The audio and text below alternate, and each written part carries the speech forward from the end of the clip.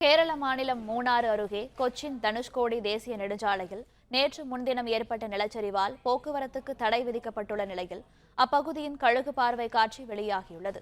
இதுகுறித்த கூடுதல் விவரங்களை எமது செய்தியாளர் பிரபாகர் வழங்க கேட்கலாம்.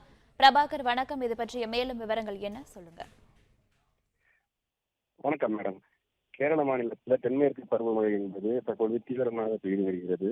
இந்த நிலையில தான் நேற்று முன்தினம் கொச்சின் தனுஷ்கோடி தேசிய நெடுஞ்சாலையில ஒரு பெரிய அளவிலான நிலச்சரிவு ஏற்பட்டுச்சு. இந்த நிலச்சரிவில் அந்த வழியாக பயணம் செய்த திரு கணக்கன் என்பவர் ஓடி சென்ற வெளியிலாரி விபத்துக்குள்ளாகி அவர் சம்பவ இடத்திலேயே உயிரிழந்துட்டாரு. இதுல தொடர்ந்து அந்த ரோடு முற்றிலுமாக தமிழகத்திற்கு செல்லும் அனைத்து வாகனங்களும் ரத்து செய்யப்பட்டு வேறு வழியாக மாற்றிவிடப்பட்டது.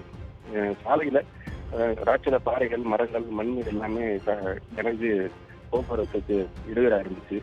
அப்போ இன்னைக்கு தான் கொஞ்சம் மழையின் அளவு சற்று குறைந்ததை தொடர்ந்து தேவரம் கலெக்டர் தலைமையில தேசிய நெடுஞ்சாலைத்துறையினரோட ஒத்துழைப்போட ராட்சத இயந்திரங்கள் வரவழைக்கப்பட்டு இந்த பிற்பகல் முதல் சாலையோட வேலைகள் ஆரம்பிப்பதாக கூறியிருக்கிறாங்க.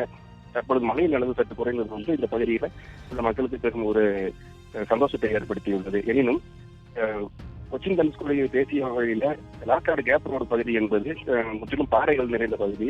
அந்த வழியாக உள்ள பயணம் என்பது மாலை 6 மணிக்கு மேல தடை செய்யப்பட்டுள்ளதாக மாவட்ட ஆட்சியர் திருமதி விக்னேஸ்வரி அறிவித்துள்ளார். மேடம், தகவல்களுக்கு நன்றி பிரபாகர். பிளே ஸ்டோர் மற்றும் ஆப் ஸ்டோரில் இருந்து பாலிமர் செயலியை QR கோடு மூலம் பதிவிறக்கம் செய்யுங்கள். செய்திகளை உடனுக்குடன் பெறுங்கள்.